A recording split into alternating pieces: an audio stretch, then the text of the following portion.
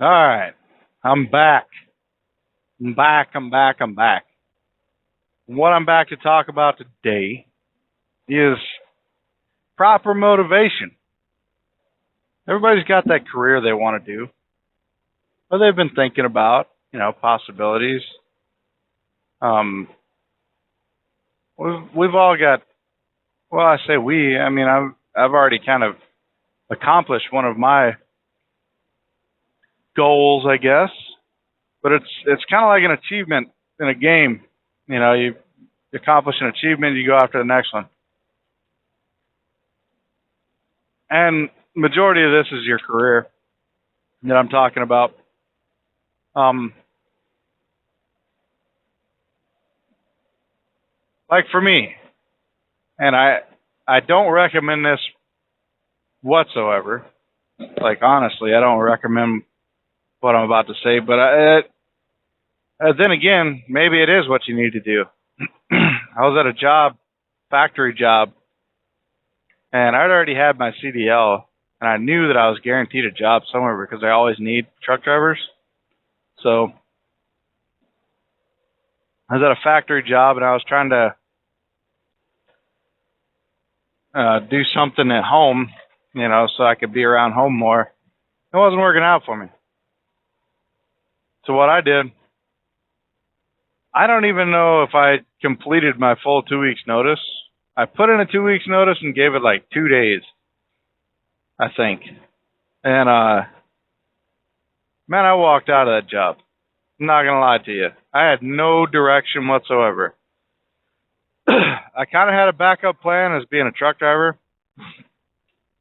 because I had my current CDL and DOT physical health card, and it was all up to date. I mean, I could have just went with some shitty company and made some money, but I just walked out of that job. I was actually sitting in my house with no job one day, and that was, I mean, it's kind of an American thing to have that fear. Like, can you, the average American worker, imagine sitting at your house for like a month, or even a couple of days, with your bills piling up and this, that, and the other.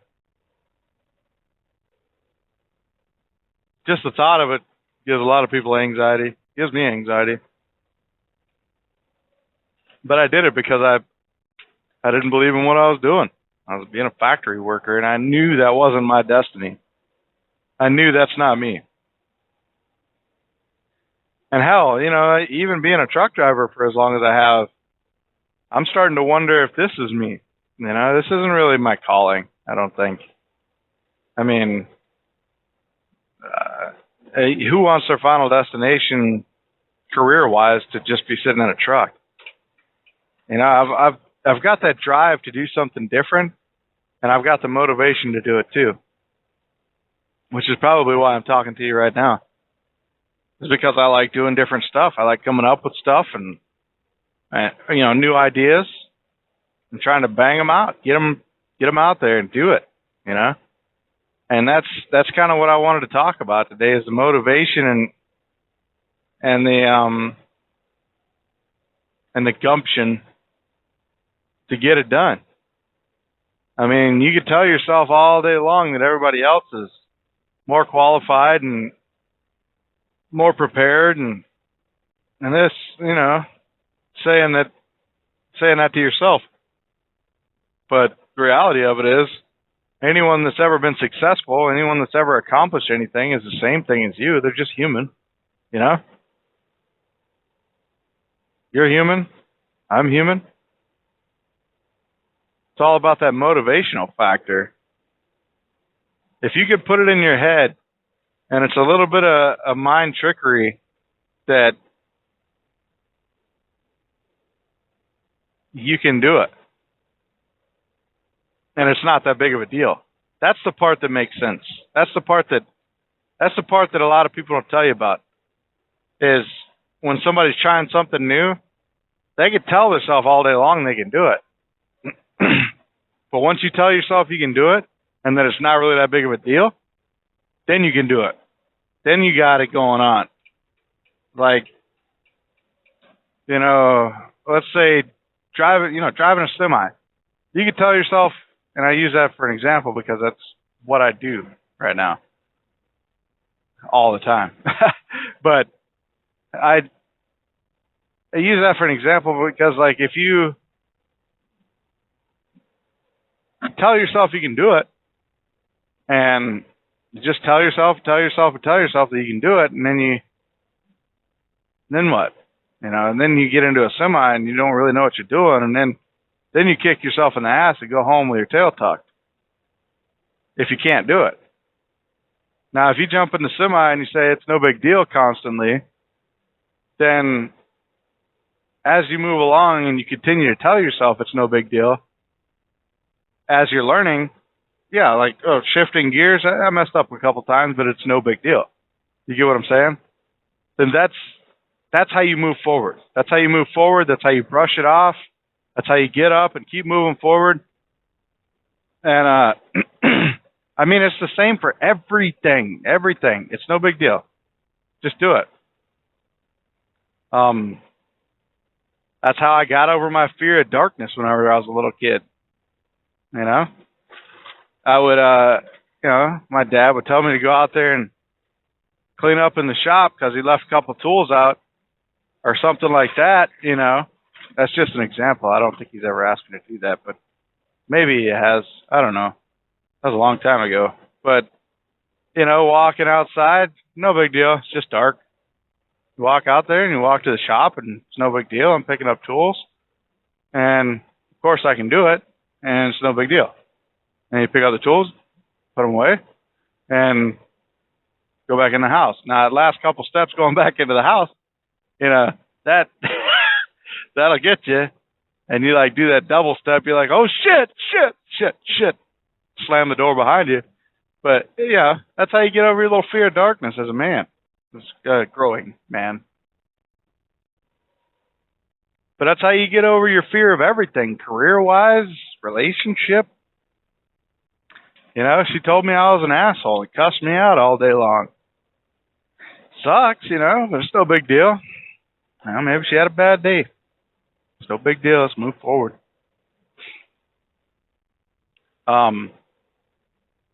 It's, how about bills? I'm behind on 3 different bills. But if I look at my calendar and show that I could catch up, in the future, well, that's no big deal. As long as you downplay the fears in your life into air quotes, no big deal scenario, usually you can wind up convincing yourself and it makes your life a lot easier. As far as doing this podcast, telling myself, I'm not going to get that, I'm not going to get that many followers. I'm just, guy in St. Cloud. But, then I tell myself, first you cut yourself down. I don't have shit to talk about. You're listening to these major podcasts. You're like, man, I don't have it like they got it. Well, maybe I don't. But guess what? It's no big deal. Move forward. Move forward. Push. Drive forward. There's a lot of wind out there coming straight at my truck. No big deal. Push right through it. Shitty fuel mileage makes up for it at every drop and hook because I get paid $20 every drop and hook. It's another podcast. Don't worry about it. Bully beats you up at school. No big deal. Still got to go back. Lift some weights. Tell you my little story about getting bullied at school. I went to New York Mills, Minnesota school district there when my bullying days were going on. And there's some real piece of shit people, that were, as kids. I think they're fine as adults. I know 1 or 2 of them, but, little story about bullying. I bet it was I can't remember if I was in the 7th grade, something like that, 6th grade, 7th grade. And had these 3 guys. I'm not going to say their names because I think they know me. And I do know I know them. But it's 3 pricks. They would gang up, and I was kind of one of the bigger jack dudes, in my grade. And they were maybe a grade or 2 higher than me. So they would come by and, I didn't know anything about fighting. I grew up, all I knew at that time was family and school. I didn't know anything about fighting. I didn't care anything about it. Wasn't my thing. All I was thinking about was girls and school and just normal stuff. And then along came Dick, face 1, 2, and 3. And that was my introduction to bullying. And I'll tell you how it stopped, too. These pricks would always mess with me every day, and I'd get all anxiety attack. Every time I'd see them in the hallway, I'd get tunnel vision and shit and try to, my blood pressure would be up, and I'd be like, fuck, I don't know what to do. The hallway's only 2 directions, right? Well, what do? You turn in towards your locker and you freak out. Act like you're doing something in your locker and hope they don't see you, right? And that was all great. And finally one day, man, I think I'd got me a little girlfriend or something. And my balls dropped. And I don't know what happened to me, but I started seeing them little swirly lights. I got so damn mad because one of them pushed me into my locker, and I hit my top lip or something on that top shelf on the locker. You remember that damn thing? And you put your little trinkets and shit up there. Somebody give me a little text message there, but somebody, one of the pricks pushed me into that, and my top lip or something hit right there, and it hurt like hell. And I had told myself, this is the last damn time. I'm sick of this shit. And so I turned around and I slung my book bag across the hallway, and they turned around and looked at me. And I grabbed one of them. I think it was the medium build one. And I grabbed him by, right there where his boobies are. I grabbed him by his pecs. And with both hands. And I spun around in a circle, and I slung him just as hard as I could. And he went sliding on his back like a turtle down the hallway. And the other 2 looked at me, and one of them went over there and helped his buddy up. And they were laughing at their buddy. And he's like, I'm going to fuck you up, or whatever. And they were pulling him away from me. And I was like, yeah, you better think twice, or whatever. I was a little kid. I didn't know what to say. I was so damn nervous. And, those dudes didn't look twice at me anymore from that point on. So if you're ever getting bullied or something, man, jack one of them motherfuckers up. Hit them with an elbow or something. Kick them in the dick. Do whatever you can. Whatever you can do to cause pain or embarrassment to them, do it. Best you can, one time. And hell, that even goes for adults, man. If you're getting picked on as an adult at your job or something, punch one of them, knock a goddamn tooth out. Fuck one of them motherfuckers up. Hit them with a crowbar. I don't give a fuck. If somebody is fucking with you to the point where you're about to lose your mind, crack that motherfucker's eyebrow open. Shit. And people will stop fucking with you, Even if you're the type of person that sits at the bar every weekend and you got this one doofus that comes in and smacks you in the back of the head every time he sees you, something like that, you turn around and crack that motherfucker over the head with a beer bottle. Break his shit open. Knock him out. Hit him with a fucking bar stool. Make people pull you off of him. He won't do it anymore. That goes for females too, man. Kick them fucking heels off and start throwing side kicks for fucking Jerusalem into his ass. Something like that. But, don't take that bullying shit. I got my little fair share, and I dealt with it, and that's how that went. But, so that's bullying, but you got to stay motivated, and even if somebody's bullying you, Just go back right to what I said, man. Say ain't nothing to it. Just brush it off.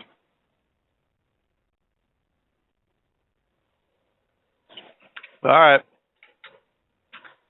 I am headed towards Minnesota. So I talked to both of the guys, and Hal said he's down to do it, man. He's back in El Paso, and Ben said he's down to do it. So once I get, they might be separate, but once I get, I don't know if I could line that up, align the stars to get them two into the same podcast, but I think that'd be fun. Trying to think of like the perfect way to do this because I'm moving into a new house. I mean, I know I got to go up to Best Buy and buy a shit ton of, software and electronics and shit, hardware. But, just to get the best quality out, I'm really excited about it. I ain't gonna lie about that. It's something I enjoy doing. I always love talking and enjoy sitting down with, friends and discussing topics. And we can have some pretty interesting topics. See, while I'm out here on the road, I can't, I can't chill out and have a beer while I'm doing my job out here. So it's kind of the dry, only me version right now. But it'll get better. And the more you guys check it out, the more I'll be able to move forward with it. So, and it can get good, guaranteed, because I know some people. Some people you guys would probably like to hear from. I mean, other than me, of course. But, yeah. So, I'm probably going to upload this one May 3rd, 2017. The biggest point that I was trying to make out of this whole podcast this time was to just make damn sure that you're not in a career that you hate.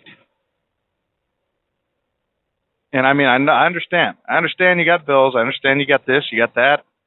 But don't worry about it. Just don't fucking worry about it. If you're not happy with your career, man, start moving into a different direction.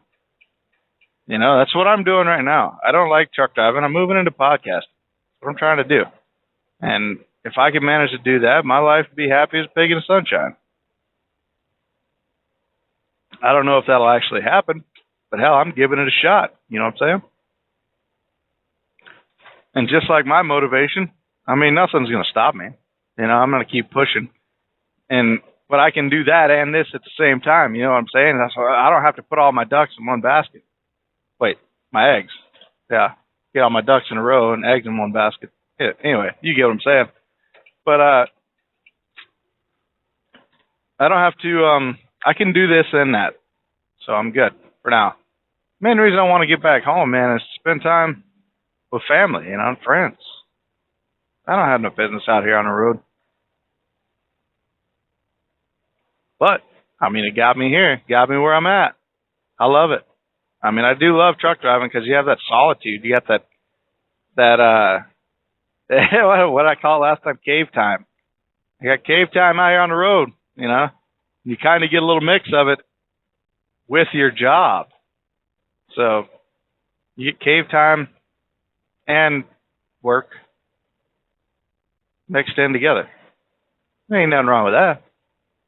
I mean, if you're making money, and by cave time, I don't mean while I'm driving. I'm talking about while I'm in the bunk, grab my laptop, which is broke now. I got a charging port that's messed up on it. But, kicking back, watching movies, gaming, whatever,